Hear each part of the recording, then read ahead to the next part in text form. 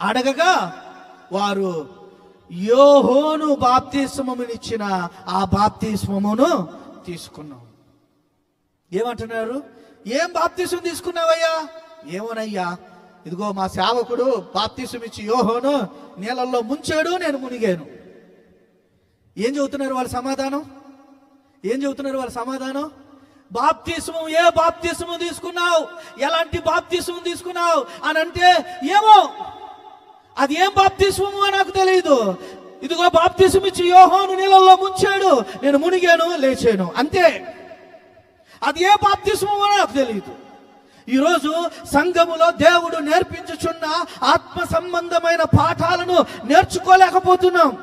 సంఘములోనికి వచ్చి దేవుడు నేర్పుచున్న ఈ ఆత్మ సంబంధమైన పాఠాలను శ్రద్ధతో విని అభ్యసించలేకపోతున్నాం.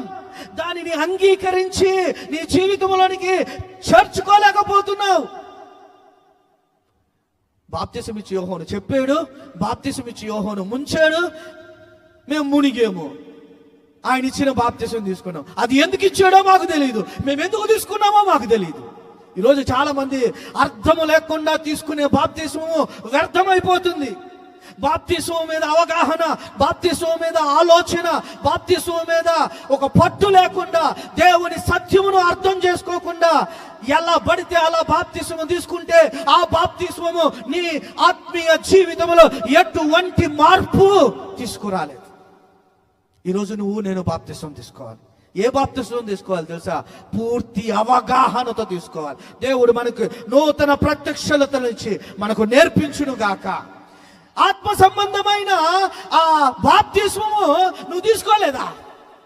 యోహోను ఇచ్చిన బాప్తిస్మం, అసలు యోహోను ఎందుకు ఇచ్చాడు బాప్తిస్మం నీకు తెలుసయ్యా అని పౌలు భక్తుడు చెబుతున్నాడు. ఏమని చెబుతున్నాడు?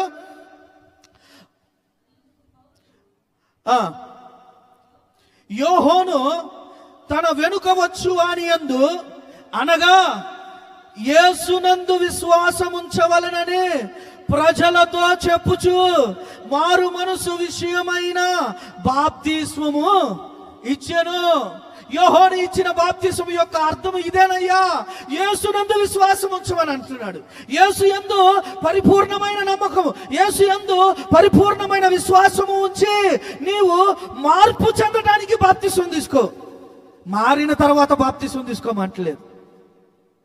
ఏమంటున్నాడు? మారు మనస్సు విషయమై బాప్తిస్మము ఇచ్చాడు.